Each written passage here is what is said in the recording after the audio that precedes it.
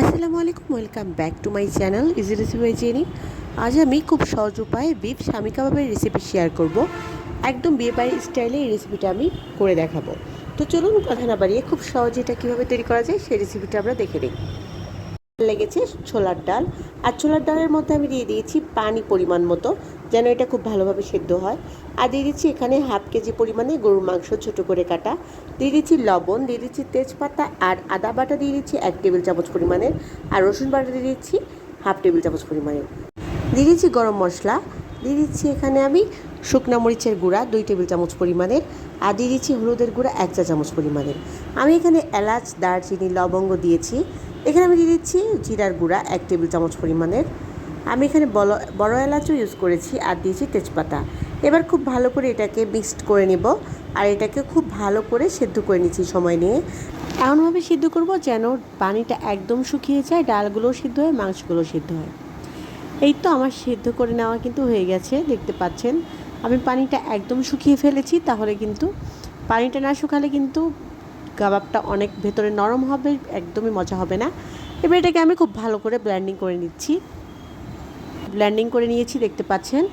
এটা এখন ব্লেন্ডিং করে সাইডে রেখে আমি এখন পেঁয়াজটাকে বেরেস্তা করে নিচ্ছি। আমি পেঁয়াজটা হালকা বাদামি করে বেরেস্তা করে নিচ্ছি, তাহলে কিন্তু এটা খেতে ভীষণ মজা হবে। আপনারা চাইলে কাঁচাটাও দিতে পারেন।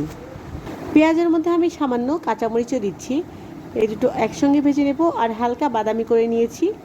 এবার আমি এটা এই কাবাবের মধ্যে দিয়ে দিচ্ছি, আর এবার খুব ভালো করে মিক্সড করে নেব। তার আগে আমি এর মধ্যে দিয়ে দিচ্ছি একটা ডিম দিয়ে দিলে এর স্বাদ অনেক বেড়ে যাবে, আর এটা কিন্তু ভাজার সময় একদম ছাড়িয়ে যাবে না। সো এটাকে আমি কিন্তু স্কিপ করছি না। এবার খুব ভালো করে এটাকে মেখে নিচ্ছি আমি।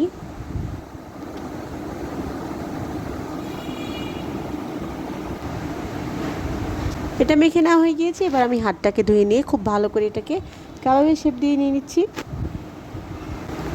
এই তো এভাবে একদম গোল গোল শেপ করে আমি এটাকে সবগুলো করে নিচ্ছি।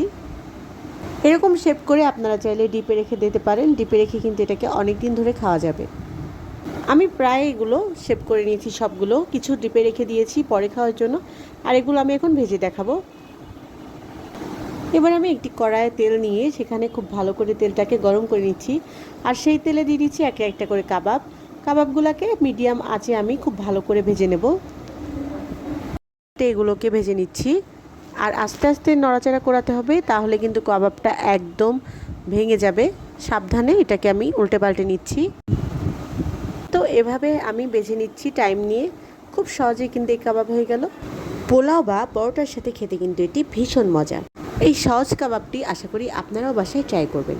আমি আবার নতুন কোনো রেসিপি নিয়ে ফিরে আসবো। সেই পর্যন্ত সবাই ভালো থাকুন, সুস্থ থাকুন, এবং প্লিজ আমার চ্যানেলটিকে সাবস্ক্রাইব করুন।